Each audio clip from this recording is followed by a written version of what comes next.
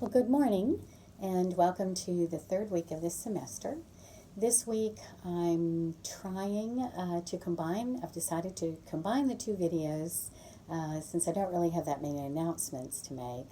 And this way you'll just have one video to watch, one little bit shorter video to watch, and be easier for you.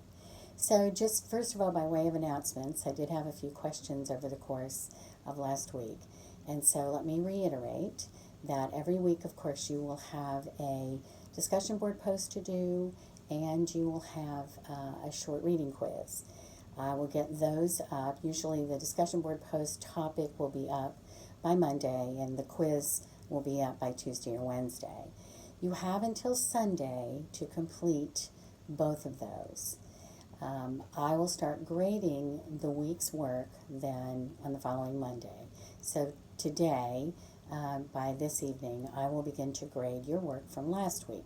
So it needs to be done no later than Sunday. You have all week to complete it. Make sure you get it done by then. I think I had a couple of other questions about the topics. I will post questions for you to think about, maybe study questions.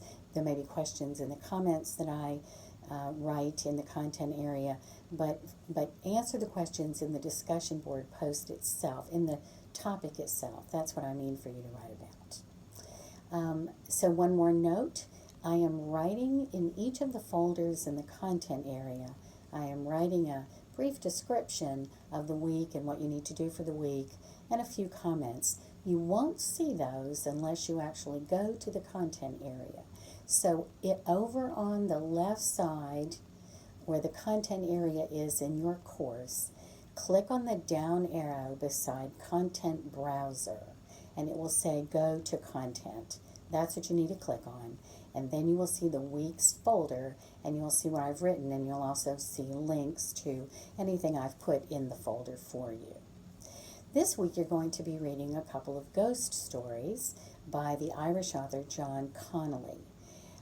So as you read, in preparation for writing next week, you're going to want to refer back to the PowerPoint that I took you through last week in the video, and the PowerPoint itself is there for you in the folder on Gothic literature. Obviously, since these are ghost stories, they are Gothic by nature. They have an element of the supernatural and having a ghost and a haunting. But there are other Gothic elements to consider. So as you read these two stories, see what you can find. What can you trace? What characteristics of Gothic literature that I went through with you last week, what do you see in these stories? And note that down in preparation for writing about them. You also have that long article from Wikipedia. I know Wikipedia is a big no-no, but in some cases it's helpful, and in this case it was. So take that long article on ghost types of ghosts, the sorts of ghosts we see in different cultures, and bring that to bear as well on your reading of these two stories. What kinds of ghosts do you see in the two stories? What seem to be characteristic of them, and the hauntings themselves? What is the nature of these hauntings? What is the nature of these ghosts and their purposes? So use that information as well.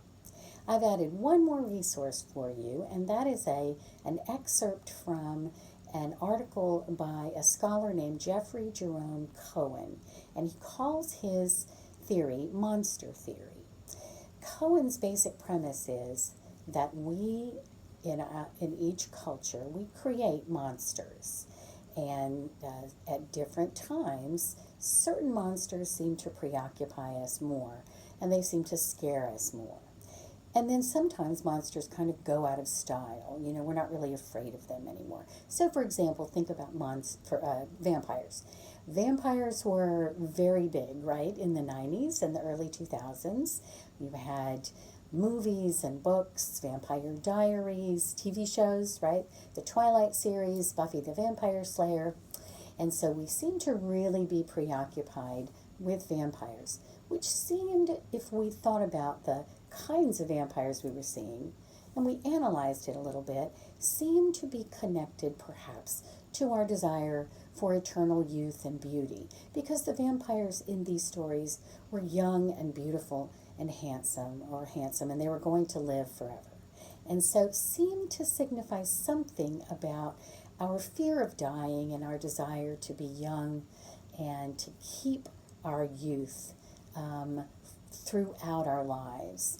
And that's very characteristic of our culture, if you think about it. All of the ways that people try to stay young and look young by having surgeries and so on, well, into middle age and older age. So take a look at these ghosts. Cohen says, there are some monsters that never seem to go out of style. Ghosts are one of those monsters. So what is it about ghosts that makes them such enduring characters? Why do we keep watching ghost stories and reading ghost stories? What kinds of fears and anxieties on our part do ghosts seem to tap into? Think about that. Read that little excerpt that I've given you and see what kinds of ideas you can come up with.